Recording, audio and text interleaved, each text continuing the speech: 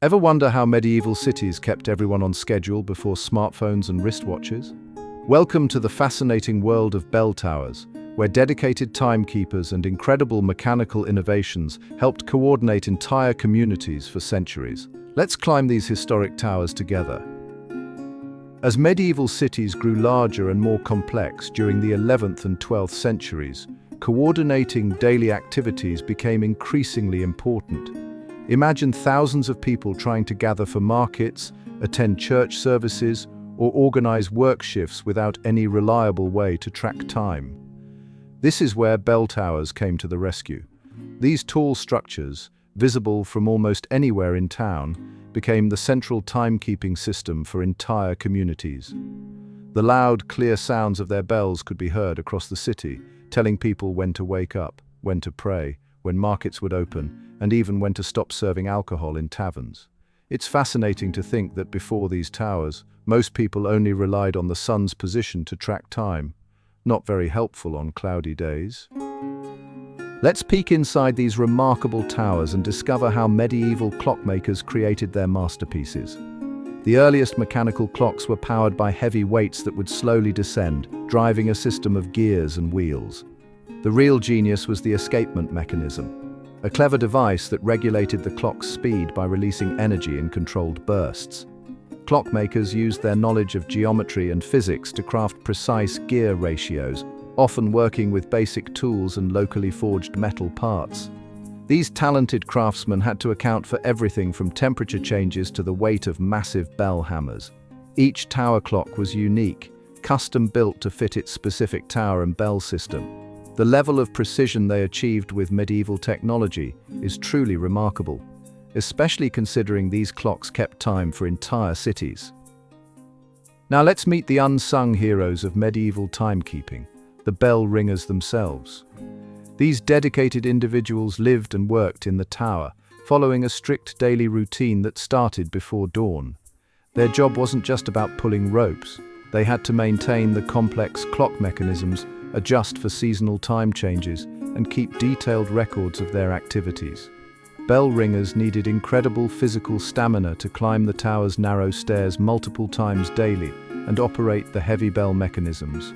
They also served as the city's early warning system, ringing special patterns to alert citizens about fires, storms, or other emergencies.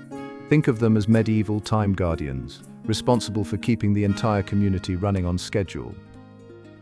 The language of bells was surprisingly sophisticated, with different patterns telling different stories to medieval citizens.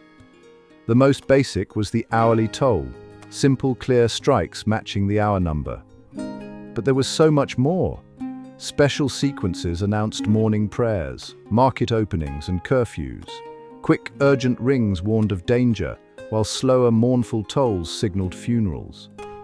Some cities even had specific patterns for council meetings or celebrating festivals. Bell ringers had to memorize dozens of these patterns, each with its own timing and rhythm. Think of it as an early form of mass communication. These sound codes could instantly inform thousands of people about what was happening in their city. It's amazing how a few well-placed bells could convey such detailed messages to an entire community.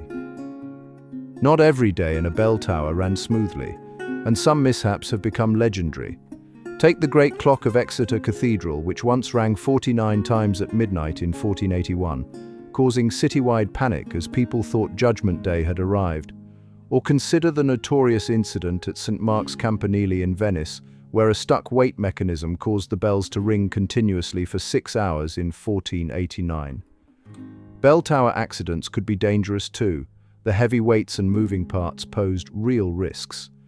In 1363, a clockmaker in Strasbourg was nearly crushed when a counterweight broke free. These incidents remind us that managing these massive timekeeping machines was no easy task, and the stakes were literally life and death for medieval clockkeepers. Bell towers weren't just about keeping time. They played a crucial role in protecting medieval cities during emergencies. From their high vantage points, bell ringers could spot fires and approaching armies long before anyone on the ground.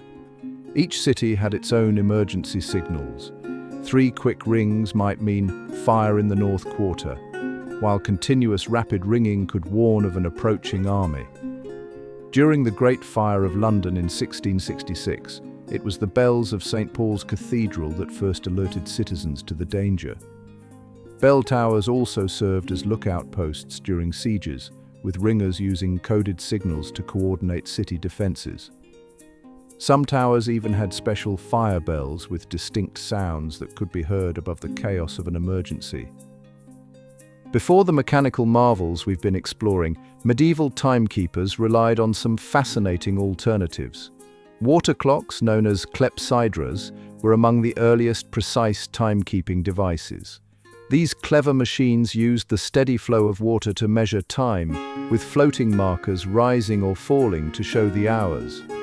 But water clocks had their challenges. They could freeze in winter and evaporate in summer.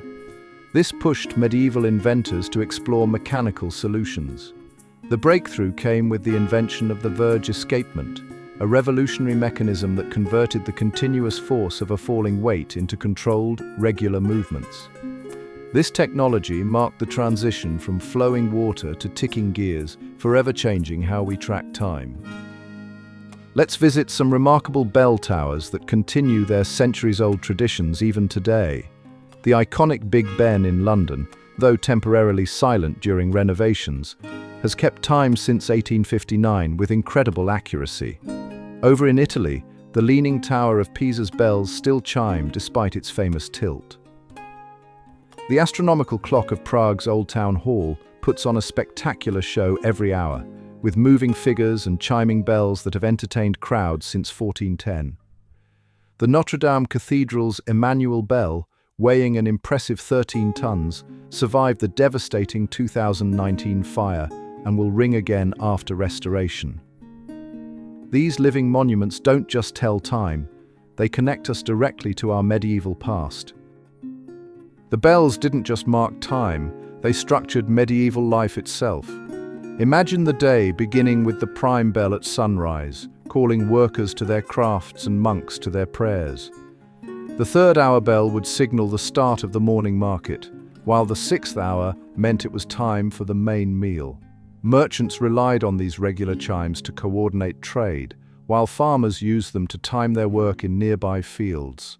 The bells divided the day into manageable chunks called canonical hours, which everyone understood. For churches and monasteries, these rings were essential, marking 8 daily prayer times from matins in the early morning to compline at night. This system was so effective that it shaped medieval work patterns for centuries. Medieval cities didn't just build bell towers for practical reasons. There was also an intense rivalry between towns to create the most impressive tower. Florence and Siena were famous competitors, each trying to outdo the other with taller, more elaborate designs. When Siena began building its tower in 1325, Florence quickly responded by adding height to their own. These towers became symbols of civic pride and wealth, with cities investing huge sums in decorative elements and advanced clock mechanisms. Some towns even went bankrupt trying to build the perfect tower. The competition drove innovation too. Clockmakers developed new techniques as cities demanded more accurate and impressive timepieces. This architectural arms race gave us some of Europe's most beautiful landmarks that still amaze visitors today. Thanks for joining us on this journey through medieval timekeeping. If you enjoyed learning about these fascinating towers, don't forget to like this video and subscribe to our channel. Share with friends who love history and ring that notification bell.